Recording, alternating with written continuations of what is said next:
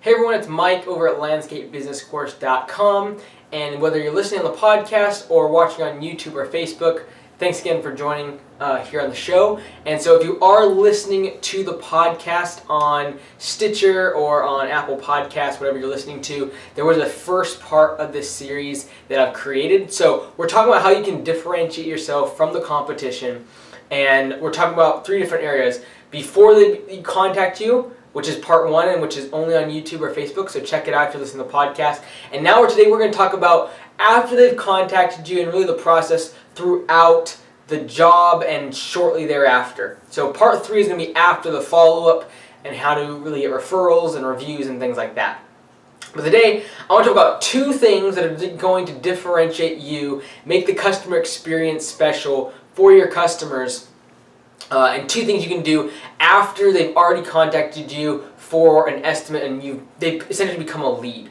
So number 1 is really thinking out the customer experience during the estimating process. Whether that be getting the lead from a phone call or a text or a contact form or an email or however you have it set up, a web chat. So many different ways you can get those leads in. However that comes in, that's one form of the customer experience. How smooth is that?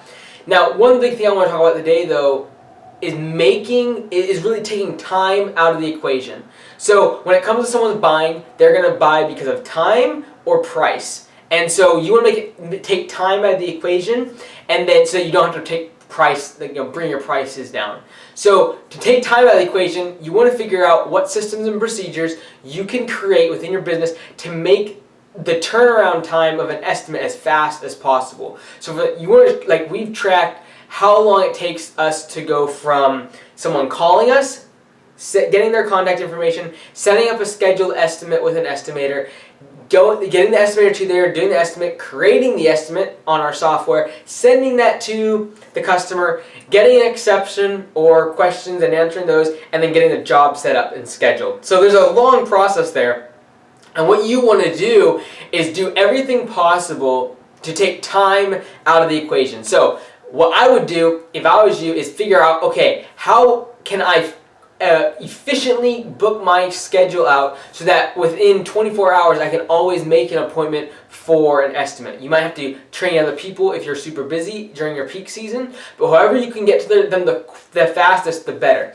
We've literally had it where we've had large landscaping jobs that call us, ask for an estimate, and by the time they have talked to an estimator, received their estimate, and accepted the job and got it set up on the schedule, it's been within a couple hours. And that, we're not talking about a mowing estimate or over the phone estimate. We're talking a landscaping job, like a $10,000, $20,000 landscaping job that can be done if you take time out of the equation. The advantage to having, taking time out of the equation when it comes to estimating is if someone's going out and getting 5, 6 estimates from different companies, and you get back to them in 1 day and everyone else gets back in 7, 8 days. Some of them don't even get back to them at all. I promise you're going to set yourself apart from the competition. In our industry, it is almost standard to take multiple days, if at all, get back to a person with an estimate. Even in your peak seasons, you want to make sure that this is being done because it carries a brand image. If you're going to set up an estimate and you're going to go and visit someone, make sure that you carry the process through that. Make sure you finish out the process. Even if you're super busy and you're booking out 2 and 3 months away, make sure that process is good, because even if they say no, you want to make sure that they have a good taste when they leave the company. So when we get busy, we just raise our prices instead of trying to give poor service to weed out the other people. So what you don't want to do is you have a ton of estimates piling up, and so you don't get the estimates to them fast enough, you don't follow up with them, some of them fall through the cracks. That's not the kind of brand image you want. So if you want to separate yourself from the competition, be known for when people call you and they set up an estimate, you show up on time, if not early, and when you show up, you're a professional, and then the follow-up process to an estimate should be getting the estimate to them via email, or if you take it to them in person, however you do it, make that process seamless and fast. One of the best ways you can differentiate yourself and really make price irrelevant is to make sure you are efficient with your time and with the time of your people. So a lot of the people that you are getting hired by are retirees or people that are professionals, and they value people that are going to value their time. So they respect you a lot more if you respect their time. And if they have other things to do, they have more important things to do. A lot of the clients that you want are more affluent, have more money, and the reason for that is a lot of times they're very busy, they have places to go, they have jobs to do, and they have their own careers to lead. And so you want to make sure you respect their time, take time out of the price equation, and get the estimate done as fast as possible, send it to them as fast as possible, follow up with them as soon as possible, and basically beat out your competition before they even have gotten an estimate to your potential client, already have the job set up. And we do that almost every week. So like you can do this on landscaping jobs, you can do this on mowing jobs, and the smaller the job, the faster you can get that done because it takes less time to figure out the numbers, which literally should only be a few minutes anyways. So a big part of making that estimate fast is creating a standardizing pricing sheet like we do in the course so that you can quickly take a massive job, but quickly within just a few minutes figure out what the price is going to be so you can quickly put that into your system, send it to the client, and start the follow-up process. So number one way you can differentiate yourself once you get a lead in is to make the estimating process as seamless as possible. Really think through the customer experience of, what does it feel like to call your company? What's the receptionist sound like? What's their word tracks that you've created for them, which you should have a system for that, for answering the phone. How do you collect their information? And then how do you set up an estimate? And then how does that estimator go out there? What is the presentation like? What is the process for sending the estimate to the client, whether it be in person or via email? Then there should be a follow-up process via email, via phone, in-person calls, or in-person visits. And so you got to have all of these processes in place, and if you have that, when a customer calls you, right from the beginning, when they call you to the time when they close the job and they actually do the work with you and schedule the work, they're going to have this feeling of this company's different, they're a company I want to work with, and I promise you to pay big dividends and separate you from a whole lot of other companies in our industry. So number two, way that you can differentiate yourself during the job, during the time when the client has already contacted you for an estimate. So remember, part one was before the job, how to differentiate yourself, and we talked about your website and your trucks and your uniform. So definitely check out that video on YouTube and Facebook. However, now we're talking about after they've called you. So we talked about first, number one way that you can do that is to make sure the customer experience from the time that you collect the lead and to getting them the estimate and getting the work scheduled, make sure that is seamless and is taking time out of the equation. Number two, the second way that you can differentiate yourself from everyone else in our market when it comes to a client that has already contacted you and they're a potential lead now, you know that you have an estimate set up for them, is your presentation at the estimate. So, if you've heard, been listening on the podcast and things, you know that I'm a big proponent of doing the lawn care and treatments and things over the phone via square footage. However, when it comes to landscaping jobs where you're going to go out and meet them, or if you still do mowing and maintenance in-person estimates, you want to make sure that the presentation that you deliver during that estimate is professional and it really is a reflection of your company's ethos and mission. And so what we do is we have what we call an introduction packet. And so when an estimator shows up at a job, they are going to have an introduction packet. That introduction packet is a very nice cardboard folder. It's one of those ones that open up. I wish I had one for you here that I could show you on the video. But you can open it up and there's 2 pouches in there. There's 4 documents that we have in our introduction page. There's an About Us page that explains our history, how we started the business, the companies we've acquired and what our direction is. That's About Us. Then we have our services page that kind of explains the different services that we offer. Trimming and landscape stuff and deliver materials and snow plowing and fertilization. Like just naming all of those things and have some pictures, make it look nice with the design. That's the second document. The third document is our FAQs, frequently asked questions. Answers all their questions about how we do billing, can they do credit cards, do we have contracts, what are our employees' standards, and so we talk about, we don't allow them to smoke, and there's, all these other things we talk about. So there's probably 15 or so frequently asked questions that we answered there, and then we also have a page of recent reviews. So these are reviews from Google Plus or Angie's List or Facebook that people have posted, and we put those in the most recent, we update it every few months on a page. We have maybe 6 or 7 of those reviews, the longer ones that are a little more meaty and not just they do a great job, but actually have some substance to them. So that is the reviews page. So we have 4 pages in our introduction packet. It's a very nice quality piece of cardboard stock folder, 8.5 by 11. Has our business cards slotted in the front, 2 pouches, very nicely designed. On the back, it has a nice, our logo and contact information. On the front is a big logo on the of the introduction packet. And what we want to do there is make it nice enough where people don't feel like they want to throw it away. So if you make it really cheap, or like one of those tri-fold little flyer things, it's easy to throw those away. But when you see someone that's put some time and effort and some quality paper and things like that into an introduction packet, they're less likely to throw it away and more inclined to read the whole thing. And if you're with clients that are older, clients that are retired, they like to actually read every single word, and you'd be amazed at how many people actually will do that.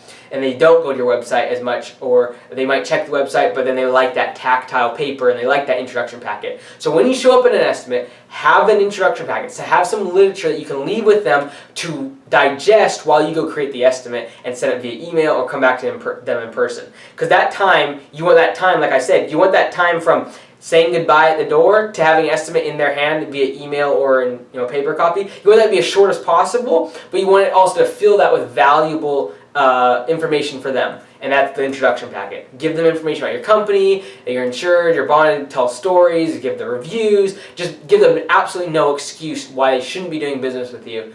And then also, what we do, so at the estimate, the estimator gives them an introduction packet. That is for the information that they need to read or digest or look at or qualify themselves as a potential client of ours. From the time that we say goodbye at the door, at the estimate, to the time that they actually receive the estimate in their email, that is the information we want them to see. We're trying to get that estimate to them as fast as possible. Like, we're talking within an hour. And so when that estimate comes, by that time, we already have a system in place for follow-up. So now we've switched from the estimating process, capturing the lead, setting up the estimate. The estimate is now performed. We've sent the estimate in the email. They have an introduction packet. Now we're following up. So part of our follow-up process for all of our estimates, regardless of whether or not they accept or reject right off the bat, the next step of our process in getting this client is sending a handwritten note. So we could just make standard letters, get them printed, and make it really general. However, the estimator, after they literally say goodbye at the door, and they've created the estimate, the next thing they do is we have a stack of letters, envelopes. In those envelopes, it has a handwritten letter, or a letter that is blank actually, and then a picture of our team that says thank you for doing business with us. And those are 4x8, those pictures, and then the card is 4x8. And so that card basically is really nice and professional. It just has thank you on it. It's nothing crazy fancy, but it looks simple. You open it up, it's completely blank. So the estimator has to do a handwritten note to that person, and we customize it. So you don't just put, we look forward to serving you, and then sign your name. Like, what we try to do is we say something along those lines. We look forward to, take care of your landscaping, like maintaining it, or creating a waterfall, or creating a wall, and whatever it is. But then we want to customize it. We want to say something that proves we were paying attention in that estimate. So the estimator has come out, done the job, created the estimate now, is in their truck. They now create this handwritten note, say what we're looking forward to doing the job, address them by their first name, and sign it. The estimator signs that personally with them and puts their business card in there as well. And that second sentence, that third sentence, there may be 2 or 3 sentences in that handwritten letter.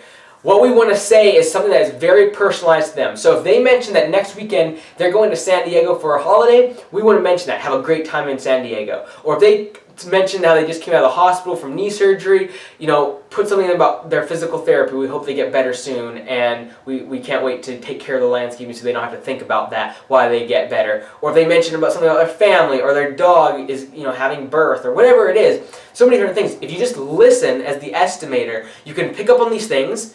And then when you write that down, and a day later after they've gotten the estimate, whether or not they've seen it already, maybe they haven't even got it to in their email, maybe they have already pushed you aside because you're higher in price. But when they get this in the mail now and realize that you've made a personal connection, that you remembered something very specific about what they said, what they're going through, you've personalized it, a handwritten letter goes a long way still. It's a lot more personable than an email or a text or even a phone call. There's just something about it, especially for the older generation, that we're targeting, that 40 to 70-year-old, people that we're trying to, our clients are generally in that age range. They like to have that piece of paper. They like to have that handwritten. It's something quality. It seems like something that they want to cherish. And so you make that connection, whether or not they accept the job. If they've said no, we've had people that have said no, like right away from the email, but the day later they get that handwritten letter and now they're second guessing themselves. They're thinking maybe they're worth the extra 10 or 20% in price over the other guys because they got back to me fast. They had an introduction packet, which I've read, and now it's pretty nice, and I like them, and I've seen their work.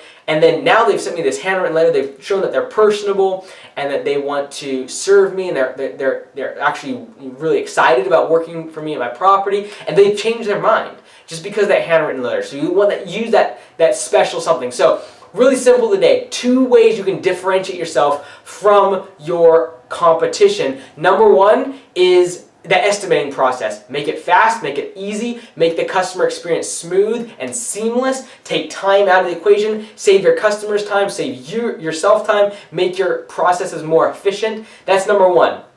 The estimating process needs to be efficient for you and for your customer. Number 2 is the introduction packet, the handwritten tactile things that you send to your customer. In person, introduction packet. Even if we do estimates over the phone, we send that introduction packet. It costs a couple dollars to send in a padded envelope, but we still send it. And if you're doing it in person, you give that to them. It's something for them to touch and feel. And now you're beyond just a phone call or an email. You're something tactile, something real. It's something they can look at, keep on their fridge, keep on their desk. You're top of mind. And then the day later, you follow up with that handwritten, customized, handwritten letter in the mail. I promise you it'll pay dividends, and I promise you it'll separate you from the competition. So looking forward to the third part video of this series about how you follow up, generate recurring revenue, and clients that come back to you and give you referrals. That's a third way that you can differentiate yourself from your competition, what you need to do to get those referrals and those recurring customers.